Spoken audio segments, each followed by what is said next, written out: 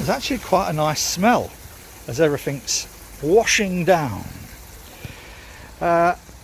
Someone asked me, by the way, look at that, in that lovely canal on a what is it, a January evening. Beautiful. Right, enough of that. Someone asked me whether I'd just go through all the things that I'm buggering about at with regard to filtration, because really I bought that plate chiller. It's bloody expensive.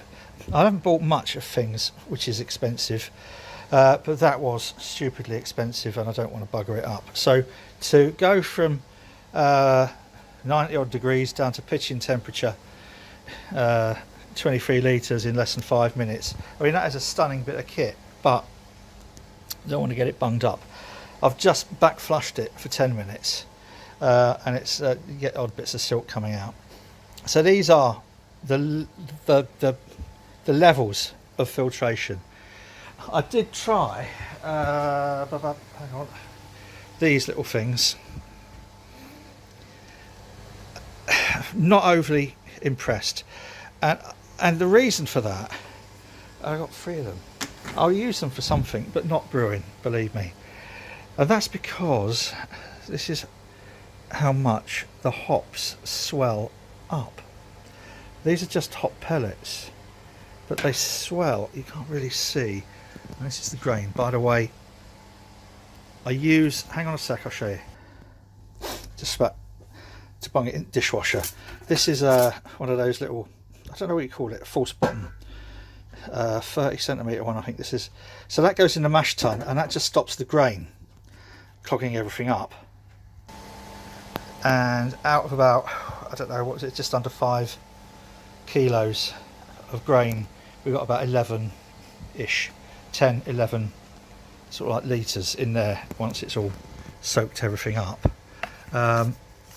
So that's the first line of filtration, and then second line obviously is going to be in the boiler, and I don't know if I can tip these out. That's that, and there's still quite a lot of yuck around the edges, so that's going to go in the dishwasher in a minute. Hope it fits. So yeah, this is, yeah, these swell up. They still smell lovely, even though they've, yeah. And this was not, there wasn't a huge amount. I'll put the recipe up on the, if you go to on my other videos and have a look for the Punk IPA. Now that really fine sort of whatever can bung a pump up. So coming out of the boil kettle for the whirlpool, I've been using, and this was an idea from Clive Sillis, Norfolk Hillbilly, on YouTube. This is a sanitary spool tube with a 1.5 threaded end and then just a cam lock fitting.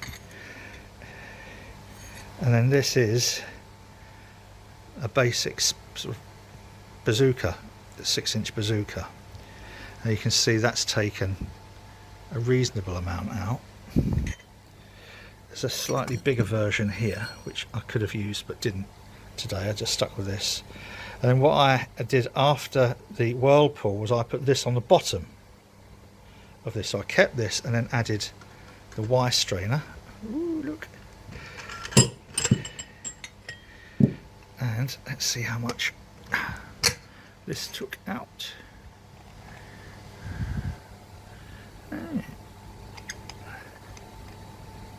Not as much as before, but still very, very effective. Yes. Okay, now I need to take this off because there's something else I'm going to have to, I'd like to show you. I haven't put it on here, okay, but there it is. These are the gaskets. These are the tri-clamp gaskets. So this is 50 and bit, 50.5, 50 and 0.5. Standard gasket, but with a mesh in there, which I think is 100 micron. Not sure. So you could put that on the bottom of there. The only problem I found with that is they bung up really quickly because this is the bore that you've got. So it's not like full bore. If I was putting as an example, a spool tube onto there, then there would be much more surface area. So that, good idea, but only between spool tubes. Probably be alright for racking off. And then finally, this is what I used to go into, just on a cam lock, go into the plate chiller. And let's see how much this is hoiked out. A bit, but not very much at all. So going from that, I mean, this is what has mainly made the difference. Then the whirlpool obviously pulls it all into the center, and I was taking it from more of the edge. This, perfect for the larger bits. This starts to trim it down wonderfully and take some of the slurry out. Didn't block up. If it had a blocked up, I'd have loosened it, turned it slightly, and then carried on. And then turned it slightly and then carried on. Had it blocked up, but it didn't block up. So that's good. Well worth getting a Y strainer if you can. Remember to follow the line of it. Don't put it in upside down, Chris. And then this as a belt and braces final kind of thing before going into the plate chiller. So that's the levels of filtration that are currently that's my final setup, if you like, and it seemed today to be bang on. There will be another video at some point where I'll go massively hopped in the boil. This wasn't massively hopped in the boil. This is how many hops were in that particular boil. I'll put it on the screen now. So this works. If you found this useful or you like this rubbish, please feel free, and I'd be delighted to have you subscribe to my little old channel here, and then you'll get to see all of my silly things, what I does do, and especially when it goes wrong. Right, thank you. I hope this has been helpful. If it has, please subscribe. Bye.